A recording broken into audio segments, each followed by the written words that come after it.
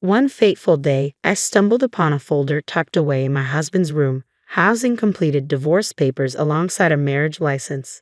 The revelation hit me like a ton of bricks, crystallizing two harsh truths. My husband desired to end our union, and worse yet, he harbored intentions of marrying another woman. Suspicions of his infidelity had lingered, but never had I imagined he'd taken such decisive steps. Coincidentally, amidst this turmoil, my husband's impending business trip emerged as my sole opportunity. My name is Karen, 32 years old, and my family comprises my husband William, whom I wed 6 years ago, and our daughter Sarah, soon to turn 4. Following Sarah's birth, I transitioned to telecommuting, cherishing the semblance of peace in our household. Though our marital intimacy waned, masked by the joy of parenting, I convinced myself of contentment. Yet signs of my husband's preoccupation surfaced through prolonged work hours and frequent golf outings. The bond we once shared seemed to fray, unnoticed amidst the daily routines. A mundane chore led to a startling discovery, a receipt nestled beneath a drawer bearing a staggering sum from a brand unfamiliar to us both. Questions swirled in my mind, tinged with a hopeful assumption of an upcoming birthday surprise. Opting to overlook the receipt's implications, I feigned ignorance, tucking it back in its hiding spot.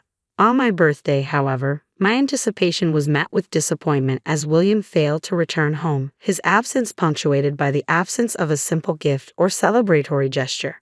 His late arrival, tainted with the scent of unfamiliar perfume, shattered any lingering hopes. A subtle inquiry about the significance of the day was met with dismissive fatigue, further fueling my suspicions. As I tentatively mentioned my birthday, his response was perfunctory at best, a hollow acknowledgement devoid of the warmth I once knew. My husband's indifferent birthday wish caught me off guard, his lack of enthusiasm palpable. "Is that all?" I inquired, met with a disdainful expression. "You're over 30, aren't you? We're not at an age to celebrate each birthday," he retorted before excusing himself to retire for the night. With his departure, the truth sank in. He had no intention of celebrating, let alone presenting a gift. It became evident that my husband's indifference masked a deeper disengagement, confirming my suspicions of an affair. The receipt, once an enigma, now served as damning evidence of his infidelity. Each absence under the guise of work now revealed itself as rendezvous with another woman. The weight of betrayal mixed with the weight of household responsibilities brought tears to my eyes. Unable to forgive his deceit, I resolved to uncover the truth about his paramours. Under the cloak of night, I seized the opportunity to investigate his smartphone, revealing not one, but 2 mistresses. The discovery left me reeling. How could he betray our vows with not one, but 2 women? Disappointment morphed into anger as I delved deeper into their digital exchanges. The first mistress, Mary, seemed to be a colleague in her early 20s, with my husband assuming a mentorship role at their workplace. I presumed their bond strengthened through prolonged interactions at work, a notion that repulsed me, his inability to draw a line between professional and personal realms. Then came the revelation of the second mistress, Jessica, a woman in her early 40s, older than both my husband and myself. Their initial encounter on a dating app belied a tumultuous past, 2 failed marriages and 4 children from previous relationships. Learning of Jessica's history elicited a chilling response from my husband, his demeanor growing distant even in their digital exchanges. Despite Jessica's fervent declarations of love, urging him to leave me for her, my husband seemed inclined to sever ties. His heart, it appeared, belonged not to Jessica, but to Mary, a coworker.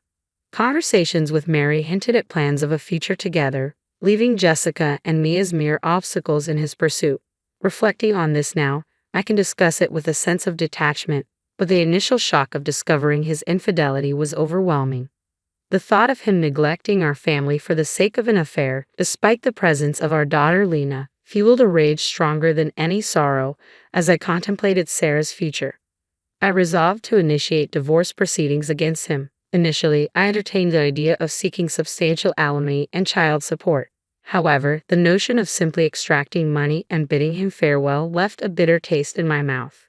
His desire to cast us aside and pursue his own happiness after paying us off was intolerable. Contemplating how best to exact retribution, I stumbled upon some papers in his drawer while cleaning his room. To my astonishment, they were filled out divorce and marriage documents. My hands trembled with rage as the reality sank in. He had meticulously prepared for our separation to mirror his affair with his mistress. Fueled by anger, I vowed not to forgive him, determined to exact revenge by any means necessary. With meticulous planning, I set my revenge in motion. Days later, as my husband returned from work, I observed his demeanor closely, sensing an air of anticipation. Casually, he mentioned a forthcoming business trip to Chicago. Seizing the opportunity, I volunteered to prepare his belongings. Though uncertain if his trip was genuine, I saw it as a golden opportunity. Swiftly, I planted a discreet GPS tracker in his travel bag.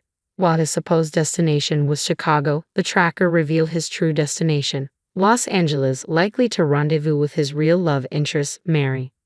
I reached out to Jessica, my husband's second paramour, arranging a clandestine meeting without his knowledge. Initially wary, she grew intrigued as I revealed my intention to divorce. Eagerly, she agreed to meet.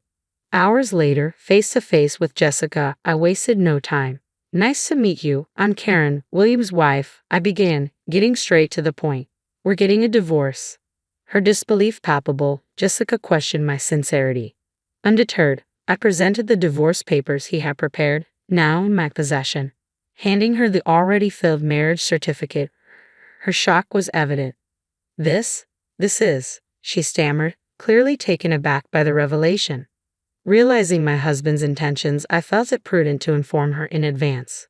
Her response was unexpected. Instead of resentment, she seemed almost relieved.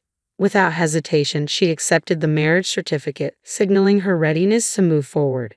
To my surprise, Jessica even offered voluntary alimony, swiftly drafting an agreement on the spot. Accepting without hesitation, we parted ways, each with our newfound resolution. Without delay, I proceeded to City Hall, submitting the divorce papers seamlessly. With everything in motion, all that remained was to finalize my departure and await my husband's return. That day marked a significant step towards closure. At my parents' house with my daughter by my side, I found myself confronted by my mother's concerned gaze. Despite having briefed them on the situation, her worried inquiry cut through the air. "Karen, are you truly all right?" she asked, her tone laced with maternal concern. "I'm fine, Mom. The divorce papers have been processed and I'll discuss it all with Sarah soon. Right now, I just need some peace," I reassured her, craving a moment of respite. "But what about William?" she pressed, her concern evident. "I'll talk to him when he gets back from his trip tomorrow. I expect he'll reach out then," I replied, mentally preparing for the impending conversation. The following day, as anticipated, my ex-husband returned from his escapade and promptly called me in a state of agitation. "Karen, where are you? What's going on?" he demanded, his voice tinged with panic. "I'm at my parents' house," I replied calmly, sensing the tension building. "Why? What's happened?" "Sarah isn't here, and all her things are gone," he exclaimed, confusion evident in his tone. "That's because Sarah and I won't be returning to that house," I stated firmly, bracing myself for his reaction. Confusion gave way to disbelief as he stumbled over his words, attempting to comprehend the situation. Seizing the moment, I dropped the bombshell about his affair. "So, by the way, you've been having an affair, right?" I interjected, cutting through the tension. "What are you talking about?" he spluttered, his denial falling on deaf ears. "And you want a divorce, correct? That's why you prepared the papers," I continued, my resolve unwavering. "How did you?" he began, his voice trailing off as realization dawned. Confirming my suspicions, I informed him of the filed divorce papers, asserting his responsibilities regarding alimony and child support. "Indeed, you'll be responsible for Lena," I stated firmly, refusing to back down. After a moment of stunned silence, he acquiesced, acknowledging the plan. "Of course, that's the arrangement," he conceded, resigned to the consequences of his actions. "I'm willing to fulfill my obligations," he declared, a hint of relief in his tone. "As long as you fulfill your responsibilities regarding alimony and child support, we won't have any issues," I affirmed, maintaining a pragmatic stance. "Absolutely," he concurred, expressing gratitude for my understanding. Despite his multiple affairs, he seemed intent on a smooth separation, but his attempt to end our relationship cleanly without acknowledging his wrongdoing only added to my frustration. Shouldn't an apology precede such efforts? Frustrated by his lack of remorse, I resolved to confront him with the truth. By the way, I've already sent the marriage registration to your new wife, I revealed, savoring the moment. You know, Jessica, the one who's infatuated with you. She was one of your affairs, wasn't she? His voice trembled with disbelief. Karen, you can't be serious. Tell me this is a joke, he pleaded, desperation evident even over the phone. Suppressing the chuckle, I held my ground. Why would I lie about that? While you were gallivanting in Chicago with Mary, I made sure Jessica received it. I stated matter-of-factly. Wait, Jessica. But I wanted to marry Mary, he protested, confusion lacing his words. Why don't you contact her? I handed the marriage registration to Jessica a few days ago, so she might have already filed it, I suggested calmly. No way, that's impossible. Wait please, I never intended to marry Jessica. His voice cracked with tears. Karen, please help me. I'd rather not divorce you than marry Jessica. I scoffed at his sudden plea for assistance. What are you saying now? Jessica's like a half-stalker. No matter what I say, she won't leave me alone. She's so persistent, he lamented. That's what happens when you meet people on dating apps. You reap what you sow, I retorted, my tone tinged with bitterness. Okay, I got it. I'll remarry you, Karen. So please help me, he pleaded desperately. What about Mary? I thought she was the one you wanted, I questioned, skepticism coloring my words. I'll break up with Mary. I realize that you're the one for me. I won't look at other women. So please help me, he implored, his desperation palpable. No, I responded firmly. Why should I have to help a piece of trash like you, who cheated while we have a daughter? Do you even understand your position? You were involved with other women, and despite having a family, you think you can get off with just paying alimony and child support. Are you that naive? Iron, please forgive me, he begged, his voice strained. Don't call me by my name so casually. I will never associate with you again, and I will never forgive you. I won't let Lena meet you, and if you show up in front of us, I won't hold back. Never interfere with me and Lena's life again, I declared firmly, ending the call. Despite his incessant attempts to contact me, I refused to pick up. Later, during our divorce negotiations, it was decided that he would pay a substantial amount of alimony and child support for our daughter. Additionally, I ensured to claim appropriate alimony from his two affairs as well. Let him feel the full consequences of his actions, I thought bitterly, never imagining he would stoop so low as to pursue married women. After divorcing my ex-husband, I heard that Jessica made a bold move by moving into the house we once shared.